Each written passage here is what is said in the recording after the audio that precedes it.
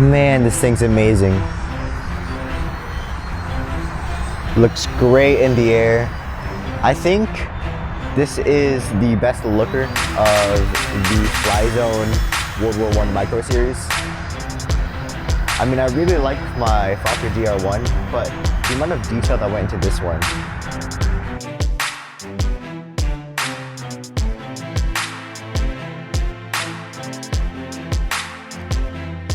Hey guys, John here, and welcome back to John's RC. So today I'm really excited to show you guys this old Flyzone Nieport 17. Now, if you've been following my channel for some time, you would know that I love myself a World War I plane. And if you could focus your attention to the back of my table, you could see I brought the other planes of the collection, the Fokker DR1 and the SE5A. I also have an Albatross that I'm fixing, but that's a work in progress still, and I haven't gotten to fly the way I wanted it to, but I will be making a video soon. So this came as an eBay find. It was for $129, and personally, for something this scarce, it was a no-brainer because normally these things go on auction for like $200, $300. So finding it, buy it now is amazing. So you can see this is the box. I'm gonna open it, and this is how it came. It came with the manual. I'm really happy about that. I love keeping my manuals. Then you have your foam carrying case. And then you have the Nieport itself, and you can see this thing is so cute, and I just love the way it looks. So it's a 3-channel plane because you have your throttle, your elevator, and your rudder, and there's no ailerons on the wing, as you can see. It came transmitter ready, so that means it's basically bind and fly, but for tactic models. So you're gonna have to supply yourself with your own transmitter, flight battery, and flight battery charger. I'm going to be using my Radiomaster TX16S to control the plane under the Tactic SLT 6-channel protocol. And the battery of choice is actually slightly larger. I recently picked these up. They're the Race Day Quad 1-cell 300 mAh battery packs. Now, these are significantly larger than my standard E-Flight 1-cell 150s, and you can see there's no real way to put it onto the standard thing. So I'm just going to be trying to like stick it on like this. I think it'll hold. I might need more Velcro, but I think it'll hold because the micro planes don't go very fast. And another thing about the battery, it comes with a pH 2.0 adapter, but all the 1S micros use a pH 1.25. So we have this little adapter going on that we just plug into the plane and the battery, and then we're good to go. So the Nieport itself did not come working. I mean, it did. The board was working, the servos were working, but the plastic nut that connected to the gearbox was shattered, and for that reason the motor was just spinning and wasn't actually turning the prop. So this was the case for most of the Flyzone micros. The plastic nut at the end of the gearbox was just terrible for all of the micros, and I had to replace the motor on every single one of them. So I could have just replaced the gearbox, but I wanted to go one step ahead and replace the entire motor itself. So as you can see here, that's why I have my little tiny slits. Actually, it's not so visible here, but if you look at the other side, you can see it definitely tore into it. So I actually replaced the motor with a Hobbyzone Sport Cub S2 motor, and that was significantly larger than the motor that came with the original plane. And I actually have a picture, so I'll try and put it up if I have it. I have a comparison picture. So what I had to do was I just took the motor from the Sport Cub and I took the motor from the Nieport, and I just the motor for the Sport Cub actually had a male end connector that plugged into the board, while the Flyzone micros use a female connector. So we had to cut them both off and reverse them so I could plug the Sport Cub motor into it. And the way to open it was just very simple. I used isopropyl alcohol to remove the stickers so I didn't have to cut through them, so I could just reapply them so they look nice again. I had to cut through the bottom strut so I could release the fuselage on both sides, and the hardest part of the rebuild was the cowling. I think this cowling was the most complex out of all the Flyzone micros because it goes around the entire fuselage. So on my other planes like the Fokker DR1, you could just cut this part. You didn't have to cut through the entire cowling and it would just release. But with this one, I had to cut through the entire thing, and as you can see here, while I was trying to gently tear away, it actually ripped the entire cowling itself. And I mean, that works, but it won't look as pretty anymore. And so the cowling was kind of a pain, but what even worse was the radial engine, because the radial engine had to be cut through unless you wanted to remove the propeller, and the last time I tried to remove the propeller without heat, it shattered it. So I had to cut a little line through the radial engine to get the actual motor. And after I was putting it back, I had to put the motor in such a specific way that the radial engine is actually uncentered from the cowling now. And it actually really annoys me, but I mean, you won't really notice it in flight, but this is tiny little 25% off center. It makes my blood boil. But I mean, I have the plane now, and I'm actually gonna plug it in for you guys so I can show you everything moving. Okay, so should I put the battery in? I guess like this. Yeah, the battery is going to be significantly heavier, but so you can see I have all my control surfaces. My elevator servo is a bit wonky and it likes to jitter a bit, but that same thing happened on my SC5A. She flew fine. I have my rudder control, and for my throttle, I was experimenting with the Sport Cub motor on the Albatross, and because this thing is so light, with the huge Sport Cub motor, it kind of just rocketed it into the air, and I didn't really anticipate that. So what I had to do was I put a throttle curve on my thing, kind of like programming a helicopter, where it caps it at 25%. So it's a linear curve, but it only goes to 25% throttle. And the only problem with that is, to arm the motor, there is an arming system. You have to raise the throttle to 100% and raise it back down to 0 so it knows where its endpoints are. But it wouldn't work because my throttle was capped at 25%. So what I did was I actually programmed an arm switch. So SH is my momentary switch, and I made a special function that overridden, I don't know the word, I'm sorry.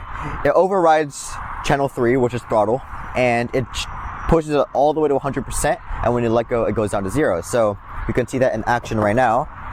I'm gonna turn on my switch. Actually, turn my throttle call off first. Switch. So now I have full control of my model, but I really like the arm switch. I'm probably gonna put it on all my planes. But yeah, so I have my Nieport, everything's working, so let's go and fly it. Alright guys, I have my Nieport plugged in and everything's ready to go. So I have my rudder control, make sure everything's going the right way. I have my throttle. And yeah, so I have my battery secured. The Velcro is pretty strong, but I hope it doesn't like fall off in flight. I doubt it would though. I'm pretty nervous for this because, I mean, I know I can fly it, but if the launch goes wrong, then I'd have to put it all back together again. I'm gonna see if I can take off from the ground first. And I'm super nervous for this because the foam is super brittle. Oh, she's up. Needs a lot of elevator trim. Okay, I'm gonna land it really quick. I don't like flying like this.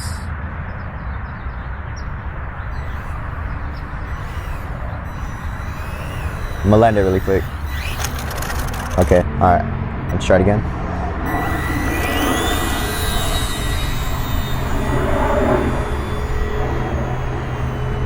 Still a lot of lift. But she is in the air. My procedure worked. I'm so happy.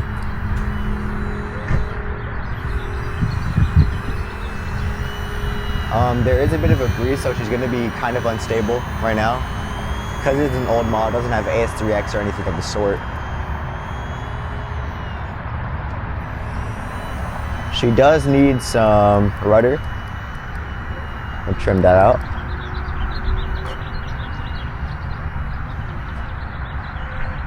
Whoa. Oh, I'm so happy she's flying.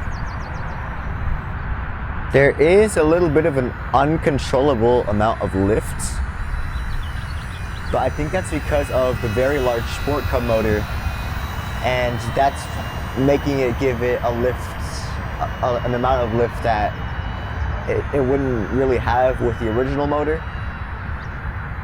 So I'm kind of flying her at like, I mean, like the motor is barely on and she's just flying. So I might have to change my throttle curve again so I don't accidentally mess with her.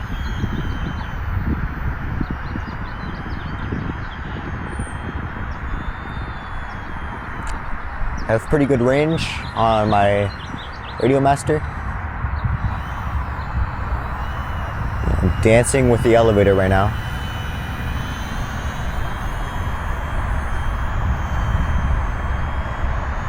Yeah, so I think for my next flight, I'm going to pinch the elevator servo wire. I'm going to pinch the control rod, and I'm going to make it push down a bit. Same thing we had to do for the E-Flight UMX Voodoo. Because there's a lot of lift that the two wings are producing right now.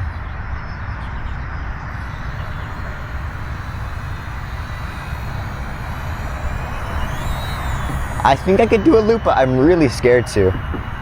I mean, it's just a loop, but I'm terrified.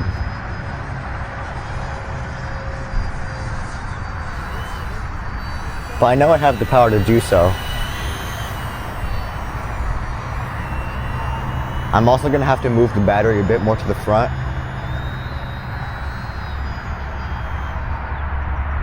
Yeah, it really just wants to loop. But I'm already in the air and don't really want to land now because I'm really enjoying myself.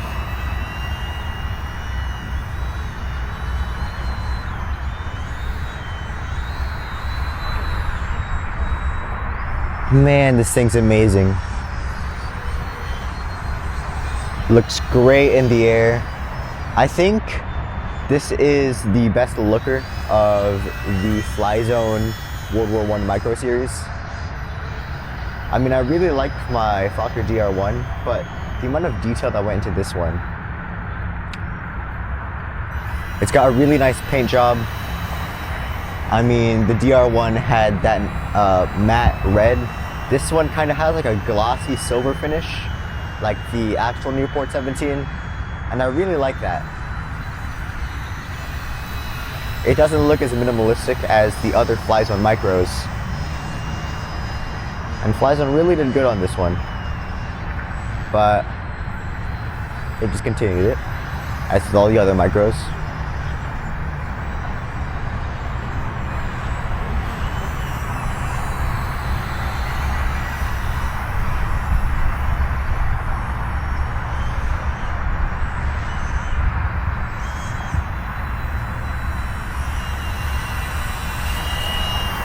I am really, really in love with this thing.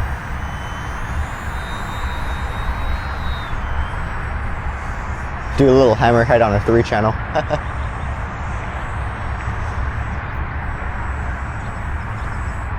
And if you can see, when I cut my motor, the prop slows down really quickly. That's because when I was putting foam tack on the motor, I accidentally got it on the gear. So like, it's like a unintentional braking system. You know, I didn't mean to, but I mean, I guess it works.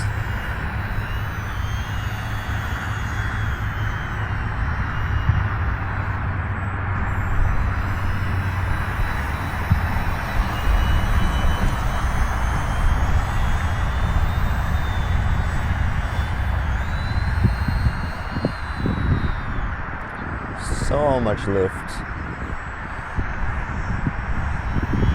And I couldn't imagine how the DR1 would behave with the Sport Cup motor, because that has 3 wings and it already generates a lot of lift on its own, so I could not imagine putting a Sport Cup motor.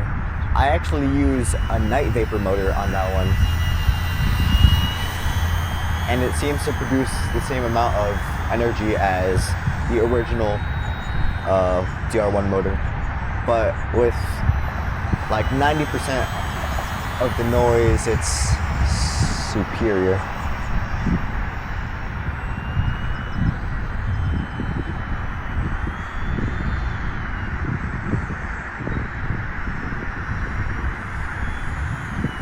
It would behave better if the wind wasn't that high.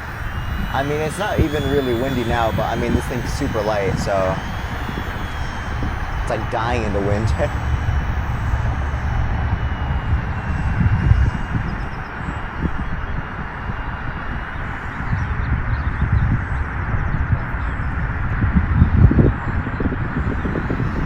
I'm gonna do a couple more low passes and then I'm gonna land.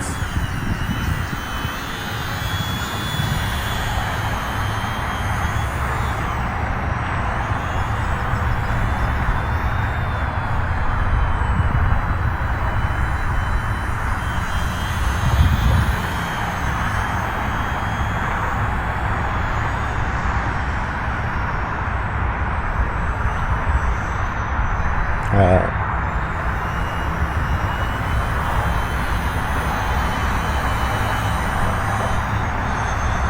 Let's go in for a landing. Oh, I'm coming in a bit hot. Hold on. Let's go a bit further out. Hopefully I don't tip over. I have a bad history of that with my World War I micros.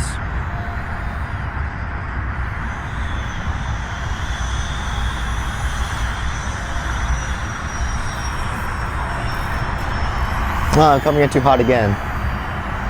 I'm sorry, guys. I'm trying to get a really good landing on this so I don't total the model. Whoa! Okay, not a good landing, but got her onto the ground somehow. Okay, that was my maiden flight. Sorry. That was my maiden flight on the Flyzone Nieport 17, and I could not be happier with this model. She flies absolutely great in the air. She gained a lot of lift during my first takeoff because I presume the Sport Cup motor is way too big for her, and because she's a biplane, it just shot straight up. But I did get her onto the ground safely. I trimmed her out a bit, and I think I'm also going to pinch the control rod a little bit so it pushes down even more. But other than that, it's a great flying little airplane. I'm terrified flying her because I don't want to absolutely destroy her because this is super rare. But I mean, seeing her fly is absolutely amazing, and I'm proud of myself that I was able to get this machine back into the air like it did 11 years ago. But yeah, the only thing I would change was, like I said, I would pinch the control rod. I would move my battery a bit further, I mean as far as it can go. I'm glad that the battery stayed on the entire flight, but just for like CG, I would push the battery a bit more forward.